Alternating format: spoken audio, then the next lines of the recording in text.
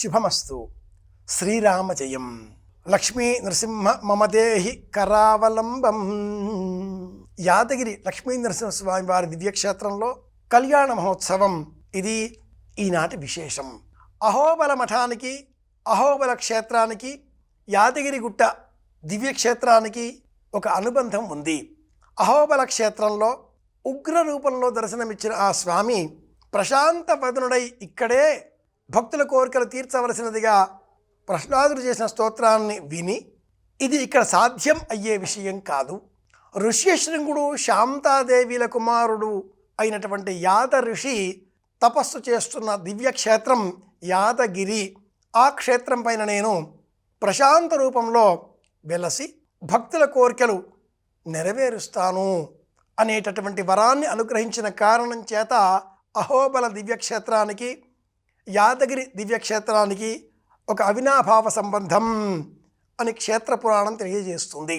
పూర్వం దేవతలంతా ఈ కలియుగంలో కలి దోషాలు మమ్మల్ని సంక్రమించకుండా, మాకు ఇబ్బంది కలిగించకుండా ఒక అపురూపమైన క్షేత్రము స్థలాన్ని చూపవలసినది అంటూ శ్రీమన్నారాయణమూర్తిని ప్రార్థించగా ఆ స్వామి ప్రయోగించిన సుదర్శన చక్రం ఆగిన దివ్యక్షేత్రం నైమిషారణ్యం. అక్కడ వెలువడినవే పురాణాలు 18. ఆ పురాణాలలో ఉండే కథనాలకు స్థానికమైన ఇతిహాసాలు, స్థల పురాణాలు, ఐతిహ్యాలుగా ఏర్పడిన పురాణాల సంచయం ఉపపురాణాలు అని ప్రసిద్ధం. ఈ ఉపపురాణాలలో నృసింహపురాణం మొట్టమొదటిది. నృసింహపురాణం ప్రధానమైన అష్టాదశ పురాణాలలో ఒకటి కాదు, కానీ ఉపపురాణాలుగా చెప్పబడ్డ వాటిలో మొట్టమొదటిది, అత్యంత పురాతనమైనది. ఈ నృసింహపురాణములో ఉన్నటువంటి అనేక దివ్యక్షేత్రములలో నృసింహ సంబంధితములైనటువంటి వాటిలో యాదగిరి ప్రాచీనమైనది.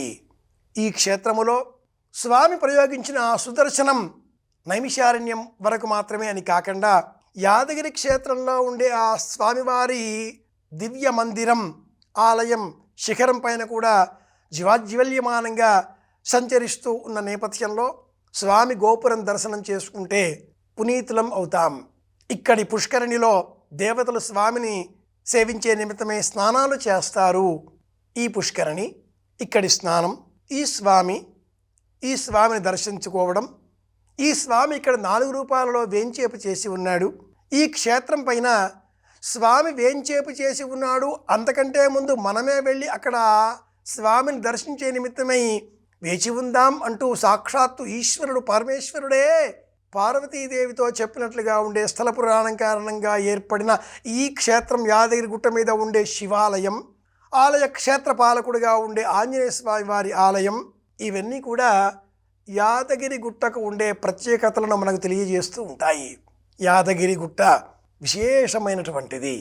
ఈ క్షేత్రం పైన లక్ష్మీదేవి కళ్యాణం ఆ శ్రీమన్నారాయణమూర్తితో కదా.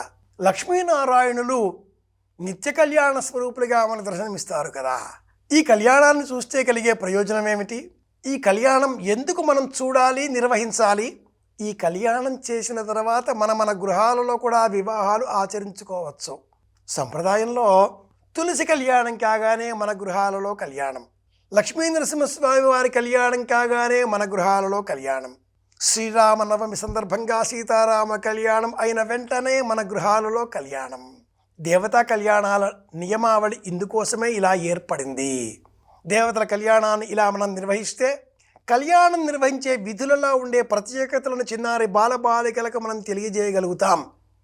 విశ్వక్సేన ఆరాధన, కలశ పూజ, వరుడి గోత్రాలు, వధువు గోత్రాలు, పరస్పరం ఒకరికి ఒకరు తెరసెల్ల, జీలకర్ర బెల్లం, కన్యాదానం, తాళిబొట్టు, తలంబ్రాలు, కొంగుముడి, ఈ సందర్భాల్లో సన్నివేశాలలో ఉండే ప్రత్యేకతలు, మీ వివాహాలలో కూడా ఇవన్నీ కూడా నిర్వహిస్తారు. కాబట్టి మీరిద్దరూ కూడా కాబోయే వధూవరులు అంటే మన గృహాలలో జరిగేటటువంటి కళ్యాణాలలో ఉండే అమ్మాయి అబ్బాయి వధూవరులు కూడా ఈ విధంగానే కలిసి ఉండాలి, కలకాలం ఒకరికి కోసం ఒకరు అన్నట్లుగా లక్ష్మీనారాయణుల వలె ఈ సందేశం ఇవ్వడం కోసమే దేవతల కళ్యాణాలు ఎప్పటికప్పుడు నిత్యనూతనంగా ఉంటాయి. కాబట్టే మనకు మరపు రాకుండా, మరచిపోకుండా ప్రతి సంవత్సరము ఇలా ఇంత ప్రత్యేకంగా నిర్వహించే కళ్యాణోత్సవాలు. అందుకే స్వామి సన్నిధానంలో నిత్యోత్సవం, ప్రతిరోజు కూడా కళ్యాణ సేవ నిర్వహిస్తూ ఉంటారు. స్వామి నిత్యోత్సవ, పక్షోత్సవ, మాసోత్సవ, సంవత్సరోత్సవాలు అనేకం తాను పొందుతూ మనకందరికీ కూడా ఈ సేవలలో చేసేటటువంటి అవకాశాలు అందిస్తూ అనుగ్రహాన్ని కురిపిస్తూ భక్త సులభుడై యాదగిరి గుట్టపైన వేంచేపు చేసి ఉన్నారు. స్వామి దర్శనం సమస్త కష్టాలను తొలగించేటటువంటి సులభమైనటువంటి విధానం, సులభమైన పద్ధతి. దర్శనం చేసుకుంటే చాలు, స్వామి అనుగ్రహాన్ని కురిపిస్తాడు. ఆలయానికి వెళ్ళినప్పుడు కళ్యాణోత్సవం జరిపే సమయంలో మనం పాటించవలసిన విధులు కొన్ని ఉన్నాయి. ఆ విధులలో ఒకటి మౌన వ్రతాన్ని పాటించడం, శ్రద్ధగా వినడం, అంతే శ్రద్ధగా చూడడం. మన గోత్రనామావళి సమయం సందర్భం వచ్చినప్పుడు మనం స్మరించుకోవడం. ఊహతో ఆ స్వామి సన్నిధానంలో మనం అక్కడ వెళ్ళి కూర్చున్నాం అన్నంత మమకారంతో మనం స్వామి కళ్యాణాన్ని చూడగలిగితే మనకు ఆ లక్ష్మీనారాయణుల అపారమైన అనుగ్రహం సులభంగా లభిస్తుంది. కళ్యాణోత్సవం చూద్దాం, అందరి క్షేమాన్ని కోరదాం. సంసార ఘోర గహనే చరతో మురారే ఆరోగ్రభీకరముగ ప్రమరార్ధితస్య ఆర్తస్య మత్పర నిదాఘ నిపీడితస్య లక్ష్మీ నృసింహ మమ దేహి కరావలంబం. అందరి క్షేమం కోరదాం, మళ్ళీ కలుసుకుందాం. శుభమస్తు. శ్రీరామ జయం.